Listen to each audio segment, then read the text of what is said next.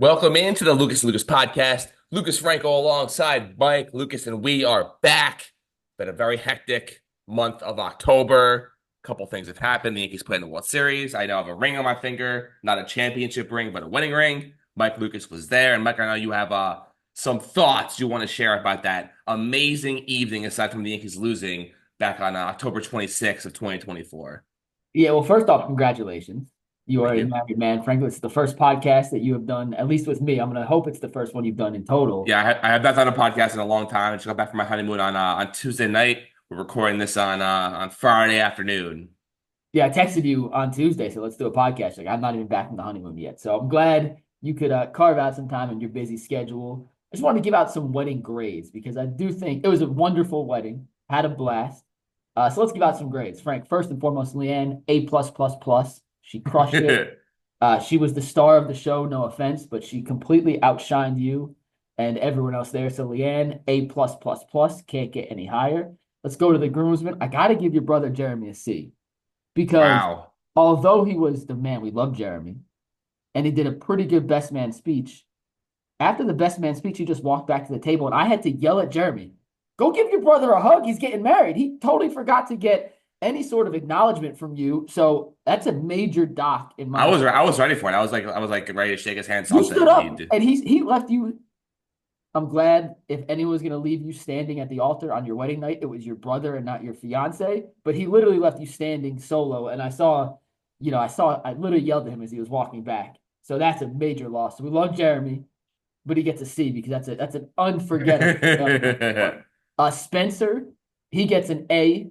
I can't give anyone else an A plus because Leanne's in a category of his own. But Spencer A crushed it as a groomsman and then double crushed it by figuring out a way to finagle some liquor from the open bar on the way home and buying those two bottles on the way back. So Spencer, Well, I thought about that some more, and like, because theoretically, like the you've already Franco and paid the Oswald families paid for that liquor, so like, why does the Rocklet get to keep it? But that's besides the point. the different story. They should have paid Leanne's family for it, but regardless, it was a very intuitive move and smart business But move. did he get a good price on it? I don't know what he spent. I just know he came back to pay Uh, for it. uh, So I'm the financial parts. I don't know. He may have got ripped off. I have no idea. Louis, I also give an A. Louis was the life of the party. Louis and I were standing on the side, Frank, during rehearsal, and we had full disclosure, very, very high concerns that the ceremony was going to go smoothly because of how chaotic rehearsal was and trying to get people to stand in the right places. And Louis and I were both up there like, this is not going over well. This is going to be a disaster. It's So crazy. You literally rehearse like 5 minutes before, and like no one really the knows what's going rehearsal dinner is on. where you usually rehearse, Frank, not No, like you don't. The rehearsal dinner, you never actually rehearse. Like, yeah, every wedding. you thought it Is that was a gonna be Jewish like an wedding actual thing? like you thought it was actually be like a dress rehearsal. No, but in every rehearsal dinner I've ever been to, they've at least talked about who's going to walk down with who and how they're going to do it. I'm not sure if it's a Jewish wedding thing that they don't do it until an hour before the actual ceremony, but that's the first time in the history of the weddings I've been to where the rehearsal dinner would no rehearsal whatsoever, and the rehearsal was while everyone was pre. Yeah, honestly, they should change the name of the title to that event to like the welcome dinner, because it's Yeah, basically all you're doing is welcoming all the out of town people and people in the wedding party to the wedding weekend. It's not There's no actual rehearsal that goes on. But so Leanne and I did go through all of it. We sent, the Rockley, our venue, and the DJ or band, the band order was of everything, and we just had to like get everyone organized. But I agree, our rehearsal that we actually did like 5 minutes before the actual thing was a little chaos. chaotic, but It all worked I out. mean, listen, it all went through extremely smoothly, and if no one would have seen that rehearsal, you may as well have guessed that we practiced it 100 times because it went I perfectly. agree. So Louis gets an A plus for being there to hear my, oh my God, this is not going to go over well, and bearing with it. I got to give myself a B plus because I think I did a good job. I had no idea there was all this chatter that the wedding reception or the wedding ceremony was not going to go smoothly. That's why we do a podcast so we can tell you the stuff that you missed. You were so locked in. I give myself a B plus. I give myself a D for the first half of being a groomsman, which is keeping your eyes open for pictures, and then I give myself an A for being one of the stars on the dance floor and keeping the energy going throughout the night, Frank. So I give myself right in that B plus. I didn't have a big enough phone for the Yankee game, so bad job out of us. I should have brought my iPad so you could watch the ninth inning and No, answer. listen, Nope. I I thought it was actually pretty good in terms of what I thought I was going to be going into the night. I mean, Spencer kept giving me updates. Oh, they're down Mhm. 3-1, and like once I know they're losing, my whole incentive to watch the game slash like Went out the be window. yeah, it sort of goes away. I did watch the top of the ninth inning of Game Two. Yankees had the bases loaded, I believe, with like I want to say no I, outs or one I have out, the and then picture of it. It's an awesome oh picture. yeah, it was a great photo. I remember Volpe struck out, and then they pinch hit Trevino over Dominguez, and just another one of Aaron Boone's horrific Two, decisions from the night. two more grades, and we'll talk about Aaron Boone and the decision to bring him back. But Gabby and Bailey, Spencer's girlfriend and my girlfriend, they can't get A pluses. That's Leanne category, but they both get A's for making sure everybody on the dance floor was having a good time. And the only other A plus, and they both crushed it. So shout out to those two. And the other A plus is Addie and her brother Daniel. Was Addie Spencer, Spencer? Another no. no Spencer. Oh, Addie and Spencer. Addie and Spencer, those two, they get A pluses too. I'm sorry, they're gonna join Leanne. Leanne's the only A plus. Addie and Spencer both get That A pluses for just being the cutest little kids ever and staying up way past their bedtime, having was more the most energy than shocking, I could ever and imagine. the most shocking one was there was Aiden who's gonna Aiden, be yeah, that's what I was thinking of too. Aiden, yeah, those three Aiden all get Aiden like goes to bed every night at like 8 o'clock, and he was dancing his tushy off at like 11 o'clock p.m. We were shocked. Aiden's father like tried to put him down to go to sleep, and he was not having it. He ran back out to that dance floor, and he was a little man on a mission that night. It was I honestly like of all the things that happened that night, Aiden staying up like past 11 o'clock was easily the most shocking thing that happened. the least shocking thing that happened. And Frank, you get an A minus because you missed the glass on the first stop and you had You to do know, another stop. I bought the glass and they told me that you barely touch it, it's gonna break. I it's so frustrating because it's in our we got a little wedding recap video and like I smashed hard. I wanted to leave no doubt because I knew how embarrassing that moment would be if it didn't go through. And I smashed my foot so hard and nothing happened. I was like, you gotta be kidding me. And I believe I did it had to do it 3 times and finally it broke. It's like I almost want Well, my money back. Like we spent like 20, $30 on that piece of glass because I thought it would just break like like that. a breakaway glass like it's supposed to. Yeah. So you get an A Yeah, and minus it because the missed stomp. But other than that, Frank, it was a what was beautiful. it what was it what were you guys saying on the side when it didn't break the first time? Ah, I was like, the Dodgers are gonna win tonight. Oh. That was the first sign it wasn't gonna be a I good so night. I was gonna originally gonna say like this is gonna be the Dodgers tonight. And like that would have looked even worse if That would have looked even worse. But no, in all seriousness, it was a wonderful wedding. You guys and your families put on a terrific event. Thank you for letting myself and Gabby and Spencer and Louie and everyone else be a part of it because it's a night I'll remember for a long time. You guys crushed it. not forever. I don't like the word forever. I don't like the word forever. But no, it was a really fun night. And when the video and the pictures come out, I hope everyone who listens. And by the way, shout out to Tyvis Powell, who played in the NFL, who now subscribes to the Lucas channel, Frankel, and listens. So, but Tyvis will send you some pictures, and you can see the video when it's all done and wrapped up. Very nice. So, you know what? We'll get to the Cavaliers 9-0 start and how they are just absolute world beaters right now. But let's start with, in terms of the sports aspect of the show, the World Series. And my initial thoughts are, and this is what makes the World Series, especially this one, extremely frustrating from the Yankees' perspective, is I don't feel like the Dodgers beat us. I feel like the Yankees beat themselves, and I that is agree. something that I will not get over until the Yankees win another World Series, which, this road to the World Series for the Yankees, even though they had to face the Royals and the Guardians, it was so like mentally exhilarating and draining. Like there were so many twists and turns and like incredible moments and Guardian devastating series is moments. crazy. Like the Guardian series, I know they won 4-1, but Frank, the ups and downs of that, not just from game to game, but in game, that's like a 10-year experience in 5 games. Yeah, and when they beat the Guardians and Soto hit that homer, like it felt like the Yankees had just won.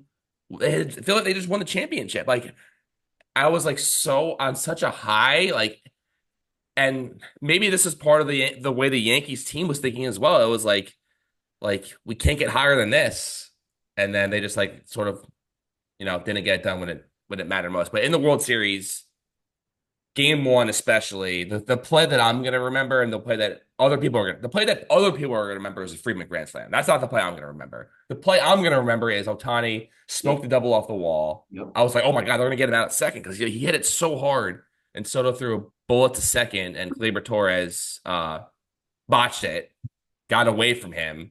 A play that you see like I don't know 20 times a game. The second baseman or shortstop just fields the ball cleanly and everything stays the same. But this time, Gleyber booted the ball. Otani ran to third with one out. Next batter, Betts is a sac fly to tie the game.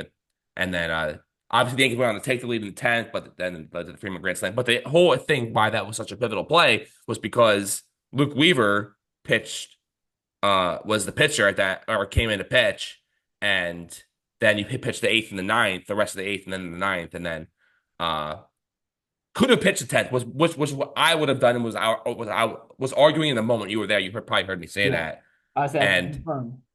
then they end up going with Jay Cousins and then Nestor Cortez. But either way, the moral of the story is if Gleyber Torres fields that ball cleanly, you bring Luke Weaver into the game, pitches rest of the eighth and then the ninth, the Yankees win. Or, obviously anything can They have happen. a But chance to win. And it wasn't just game one, like game five, Frank. well, yeah, and then I agree with your yeah, and assessment. The Yankees beat themselves. Kudos to the Dodgers, but the Yankees, time and time again, just found stupid ways to put themselves in situations where it's just so hard to dig out of time after time against a good team. And that fifth inning, game five, or whatever, yeah, the fifth inning, like just inexcusable mistakes from guys who can't make mistakes like that. Aaron Judge dropping the flyout, Volpe which trying which to. you which you which you never see. It makes that play 999 times out of 1,000. It's Garrett unbelievable. Cole just not covering first. Like in one-off instances, Frank, you can overcome those, right? But when they compound on each other and it's not one, but it's two, and now all of a sudden it's three in the same inning, you're shooting yourself in the foot, and the Dodgers are too good to do that against. You could do that against the Royals, maybe the Guardians, but Guardians were frisky, but not the freaking Dodgers. Not with that lineup, not with Betts and Freeman and Otani and Muncy and Teoscar Hernandez. And their bullpen pitched for the most part, and I mean them by the Dodgers. The bullpen pitched pretty damn well. And it's just a shame that the Yankees found ways to put themselves in holes where you're just constantly fighting out of, and the pressure of every at bat becomes that much more intense.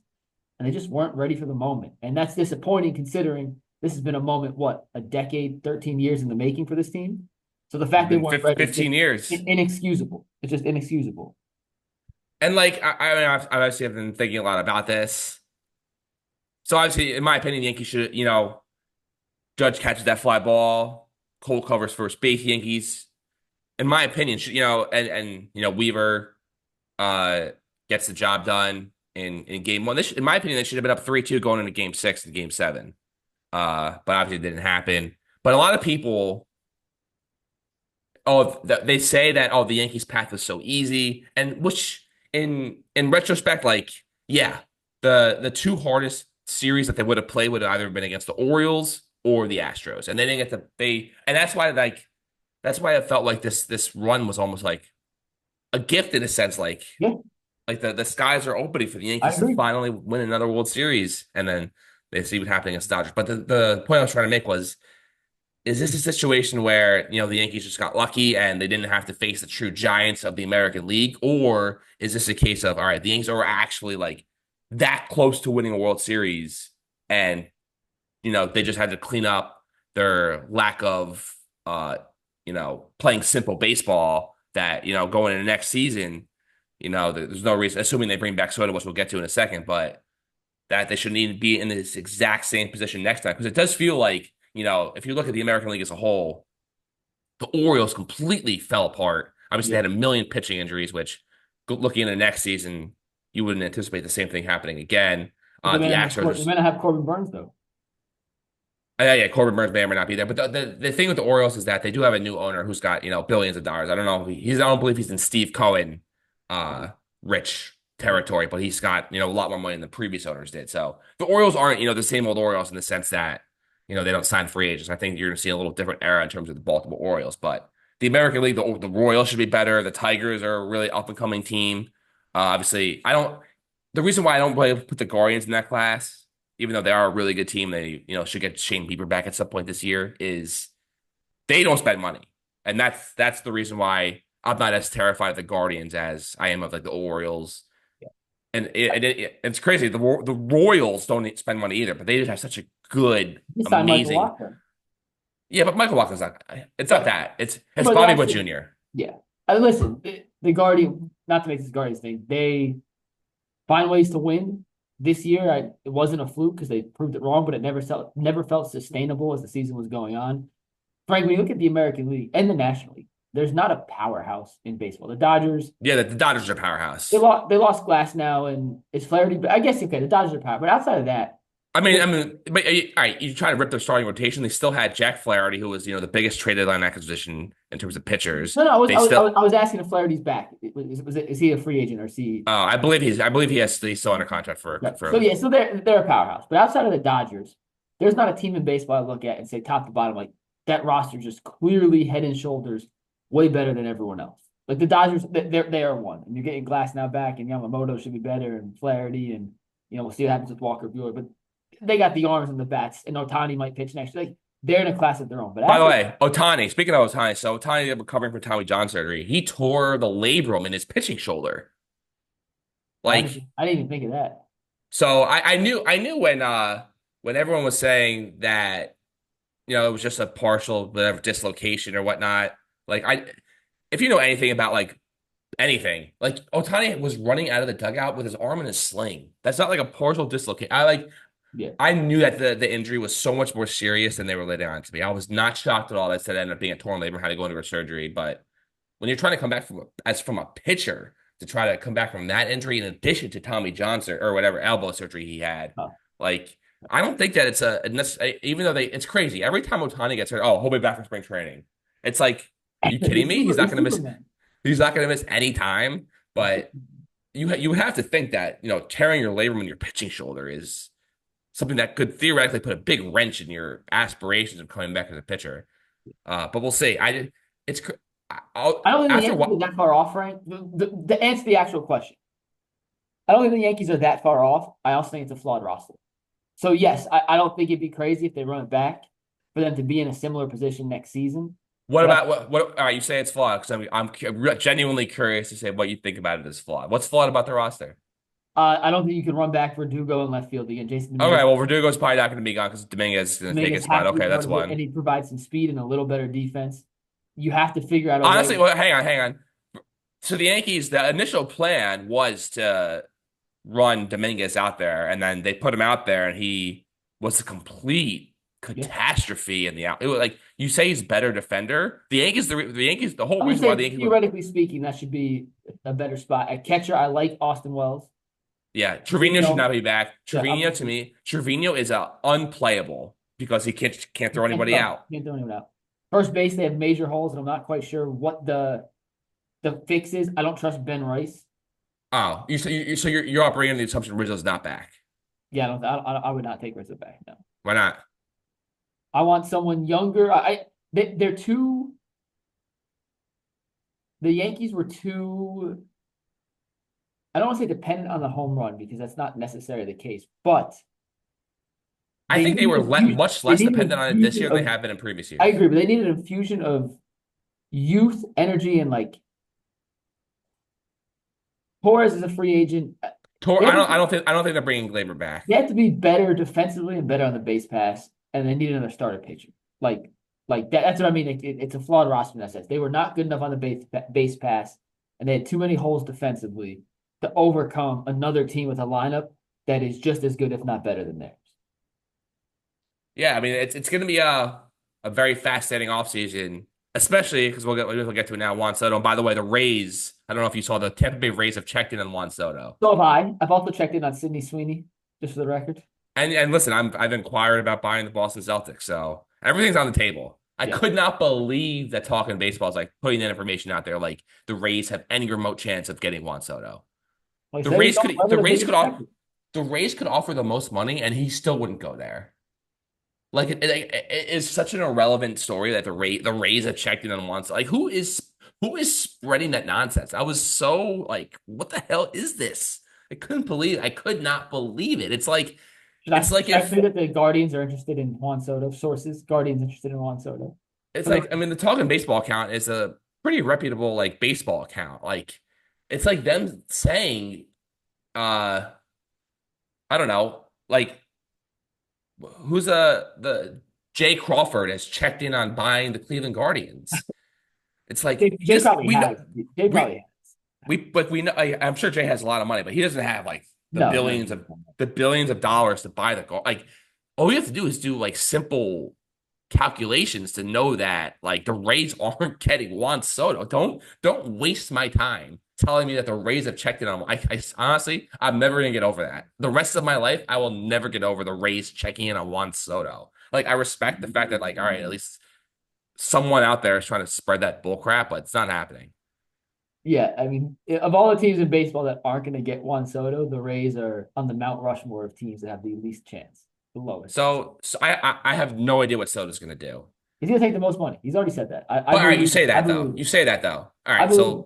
so how much more money though? So let's say the Yankees offer 12 years 750. Like how much more do the Mets have to or whoever have to like bid for Soto to be like, yeah, I'm not going there anymore? Because if you think about it, like 12 years, 12 years. So let's say it's $50 million more. That's only an extra like $2-3 million a year. That so, like is he willing to sacrifice only like when you're making $65 million a year, what difference does $67 million a year make to you? You say that, and I've always used that philosophy, but to the athletes, it does matter. It's a principle thing, and I don't necessarily agree with them. Hey, if I'm Juan Soto, or if I'm a Yankee fan, I'm hoping Juan Soto signs a 10-year, $200 million deal with the Yankees because once you make it 20 million, do you really need 25? Or like you can say that about any arbitrary number.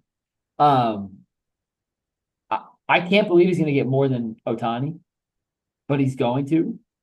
I mean, And we don't. I mean, he's not going to do the deferred money, but Otani was 10 years 700. I mean, he might get more actual money, but in terms of he might get like 725, 750, but I think it's going to be for 11 or 12 years, not 10. he is. I mean, he is younger. I would do any. Frank, is there any number you wouldn't pay for Soto? No, me personally, no. I Uh, I would pay whatever it costs to get Soto back. Hal Steinbrenner and Brian Cashman probably have a number in at their head that they're not going to go above. I mean, at least I would think. Um, but Soto, listen, you look back what the Yankees were this past season. Nothing. They didn't really change much from 2023 to 2024. The real difference was Soto, and he completely Really changed transformed everything. everything. And Yeah. obviously, Judge didn't get hurt like the way he did in 2023. But Soto completely changed the whole feeling around the team. Like they just needed that extra like source of stability and power and just fear that strikes into up to the opponent. He's incredible. I mean, he's incredible. He's legitimately an incredible top five baseball player in the world. Great in terms of hitting. He's actually a terrible fielder, but that's not. But yeah, you're paying him for his bat. But yeah, and that's part of the reason why I think Otani should like as the whole pitching thing for Otani. Like he's good at it. There's no denying that. But you see the value he provides when he plays it every single day as a hitter, like 50-50. That's insane. And like even if he didn't pitch, like you're still paying him that I believe at least a similar contract uh to what ended up getting from the Dodgers. The issue with Soto is I cannot get inside his head. I have no idea what he thinks. And you may be right. Like if Steve Cohen, ponies up an extra, 50 to $70 million, like Soto and Boris are just like, yeah, we're going here. Like we don't really care about anything else. As long as we get our bag of money, that's the biggest one that's being offered to us. Like I could easily see that happening. And I spoke to Mets fans like, oh, he's going back to the Yankees, and you see the way he runs out to the field to greet the fans. I and maybe a part of me believes that Scott Boras has programmed Soto so intensely that like whenever he speaks to the media, do not give them any indication. Like give nobody, just say all 30 teams most money. Just keep saying that, even though in the down in your heart you truly want to stay with the Yankees. Like that could be what's happening too, and that wouldn't shock me either. But just the way the whole situation is played out, and the fact that he's with Scott Boras leads me to believe that whatever team offers him the biggest bag of money, he's just going to take.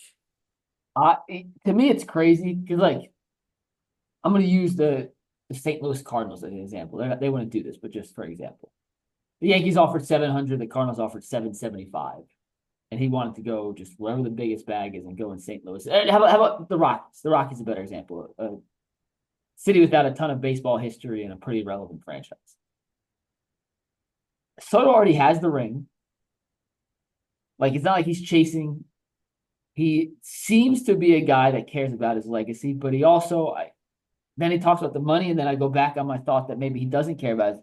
I I tend to take him at his word, but I think his word now doesn't necessarily mean that'll be his word when there are multiple options in front of him and the highest bidder isn't a place he wants to play. I think he's saying that to try and get the Yankees or the Mets or the Dodgers or a big market team to pony up the most money.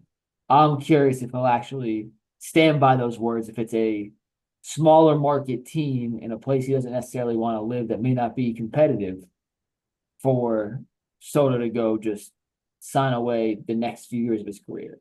Then we won't get Not the traded next back. few, literally the rest of his career. But we saw Stanton did that in Miami and then he got traded. So it's, not an impossible I guess contract to move. But yeah. we'll say. I really hope he stays because he is the difference he makes in terms of like the feeling of the team is just it's so incredible and losing his presence would be such a devastating blow to the lineup. But if for whatever reason the Yankees like Michael K made a good point. Like the Yankees can't like if Soto's gonna wait around till like late January, early No, February to they, make this they, decision. they can't wait. They have to go be aggressive and use that money elsewhere.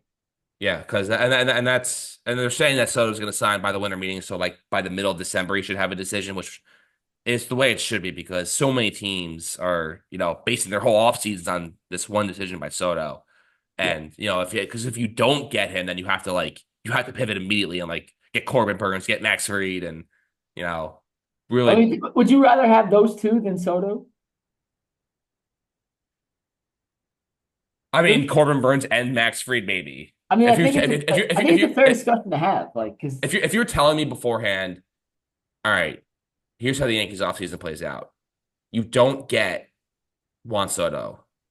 And I can't live in a world where he signs with the Mets either. So, but on the other end, if you don't get Soto, you get these following players. You get Anthony Santander to basically fill the void, and you get two elite starting pitchers, Fried and Burns.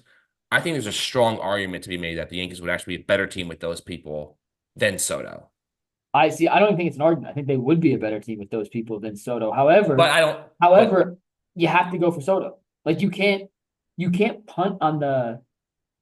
I'm gonna use a fishing example, Frank. When you're trying to win a bass fishing contest, biggest bass wins the big prize. Then there's the secondary prizes for the most overall weight, right? So you get your big fish prize, and then you get the most overall weight. You could argue that if you catch 4 or 5 good sized fish, you had a better day fishing than the one guy who only caught one fish, but it happened to be, 4 pounds heavier than everyone else. And for the Yankees, you're not a team that can afford to not be fishing for the biggest fish in the market, even if in reality, getting 3, 4, 5 fish may be a better overall day for fishing and feed your family for longer. You know what I'm saying? yeah, the only issue with like, oh, if you don't get Soto, then you just pivot to these guys is like a bunch of other teams in baseball are going to have the exact same Which is why you reaction. have to Which go for Soto. You have to go for Soto first. You can't. yeah, so even if they didn't get Soto, I don't think they're like, then they you should just get sign those three guys. Like, there's no way that they would end up with all three of those players. But So if you that, could, I would rather have those three than Soto. but I don't think that even if they miss out on Soto, that getting all three guys is like legitimately going to happen just because of the competition in the free agent market. But beside the point, last thing before we go, the Cleveland Cavaliers, NBA champions, 9-0, Yes, sir. wiping the floor with the rest of the league. I haven't watched a single second of Cavaliers basketball this year, so I can't speak to what's going on. But I know that Kenny Atkinson, the way he transformed the Nets when he was there, it was stunning to see. And you're seeing essentially the exact same thing here with Cleveland. I'm honestly not surprised because I've always thought he was such an unbelievable coach. And you're seeing that at least early on here because things could change. Someone can get hurt and everything could just flip in snap of a finger. But as of now, they look like absolute world beaters. They're playing better than any team in basketball right now. They're shooting at an unbelievable clip as a team, Frank. They can't shoot this well all season. They're going to come back to earth, but literally everyone on their team outside of Dean Wade is shooting just around 40% or better from three. They have the number one most efficient 3-point shooting bench in basketball. They have the number one bench in terms of assists. They have the number one bench in terms of points per minute. They have the fifth highest scoring bench overall, but they have the seventh most bench minutes. Donovan, Darius have both taken jumps. Evan Mobley has finally looked like the unicorn that was promised to Cleveland when they took him third overall a few years ago. And the biggest thing is that any given time throughout the game, Frank, the Cavs have an all-star ball handler and a legitimate lob threat rim protector on the court together. Whether it's Donovan and Evan, Darius and Allen, or the reverse combinations of those, they always have 48 minutes a night, an elite ball handler and an elite rim threat and lob threat. And that is putting team second units in an absolute pickle. The Celtics and the Thunder might be the only two teams in basketball that can match depth with Cleveland. We'll see if Golden State's depth can sustain, but they haven't played a bunch of good teams yet. They've beaten up on a lot of bad teams so far. So it's they beat the Knicks in the second season before the Knicks. I mean, they still haven't figured themselves out. The Lakers, they crushed the Lakers. They did. That was a blow. Listen, they beat the Bucks twice by a combined 3 points. I mean, so like they're shooting otherworldly. They're gonna miss some shots, but this is a team, Frank, that right now is playing championship caliber basketball. I'm not sure if they'll championship. They'll lose a game in the next 10 days. They'll lose side of the Warriors. They got the Celtics coming up in 11 days. So they got the Warriors, they got the 76ers, and the Celtics over the next 2 weeks. So the 1-6 Sixers, get out of here. It's Embiid's first game of the season. But isn't Embiid coming back that Tuesday, not Wednesday? No. He's not playing back to back. I thought the Cavs was the first game back for him.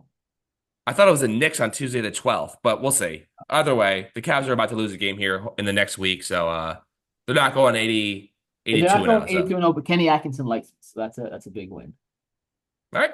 That will do it for this edition of Lucas Lucas Podcast. Hope to make this a more weekly thing here now that the wedding festivities have come to a sad end. And by the way, it goes by so fast. You spend like months and months planning, and then the night just goes, it freaking flies by. Like I'm like, what was your favorite memory of the wedding? We talked about my grade. What was it like from your perspective?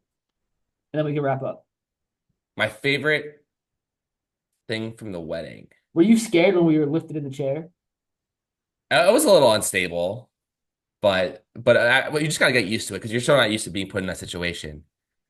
I thought I crushed my first dance. I thought the cake was unbelievable. We at the end of the night brought home cake, and we just stuffed our faces with cake for like the next like 4 nights. It was unbelievable. I loved the rehearsal center food was like amazing. The cocktail hour food was absurd. Well, yeah. I just like love like having all that food in front of me and having all the people that I basically wanted there to like so many people from like aspects of life who have like never been together like finally together, which is I got to hang out with some of your work friends. They were cool. Yeah, I met the Menace. Who's the Menace? Louisiana.